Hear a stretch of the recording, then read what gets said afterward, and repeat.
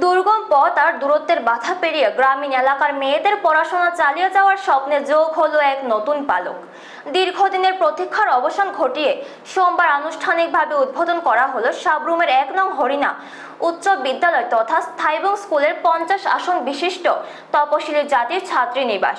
এই আবাসনটি চালু হওয়ার মধ্য দিয়ে এলাকার ছাত্রছাত্রী ও অভিভাবকদের বহু বছরের একটি বড় দাবি পূরণ হলো। স্থানীয় বাসিন্দাদের মতে এর ফলে পিছিয়ে পড়া ও প্রত্যন্ত এলাকার ছাত্রীদের শিক্ষা জীবনে এক নতুন ও ইতিবাচক অধ্যায়ের সূচনা হবে। উল্লেখ্য, বিগত দিনে তপশিলি জাতি কল্যাণ দপ্তরের মন্ত্রী সুধাংশু দাসের হাত ধরে এই ভবনটি আনুষ্ঠানিকভাবে উদ্বোধন হয়েছিল। এই প্রকল্পটির পেছনে রয়েছে সাবরুমের প্রাক্তন বিধায়ক শঙ্কর রায়ের দীর্ঘদিনের নিরলস প্রচেষ্টা এবং ধারাবাহিক উদ্যোগ। তার জোরালো দাবির ফলেই এই আবাসন নির্মাণের পথ প্রশস্ত হয়।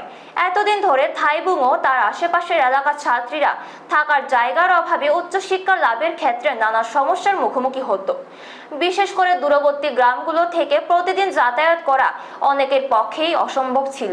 ফলে খরচ আর সুরক্ষার অভাবের কারণে অনেক ছাত্রীকে মাঝপথেই পড়াশোনা ছেড়ে দিতে হতো। এখন থেকে এই 50 আসনের নতুন ছাত্রী নিবাসটি চালু হওয়ায় এলাকার মেধাবী ও আর্থিকভাবে পিছিয়ে পড়া ছাত্রীরা একটি নিরাপদ ও সুন্দর পরিবেশ থেকে পড়াশোনা করার সুযোগ পাবে। এতে বিদ্যালয়ের ছাত্রীদের উপস্থিতির হার যেমন বাড়বে, তেমনি শিক্ষার মান উন্নয়নেও তা বড় ভূমিকা রাখবে।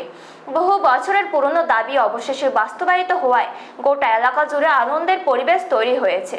স্থানীয় বাসিন্দারা আশা প্রকাশ করেছেন যে ভবিষ্যতেও প্রত্যন্ত অঞ্চলের শিক্ষার্থীদের সুবিধার্থে এমন আরও শিক্ষা সহায়ক পরিকাঠামো গড়ে তোলা হবে, যা সমাজের প্রতিটি স্তরে শিক্ষার আলো পৌঁছে দিতে সাহায্য করবে। ব্যুরো রিপোর্ট, নিউজ তৎকাল 24।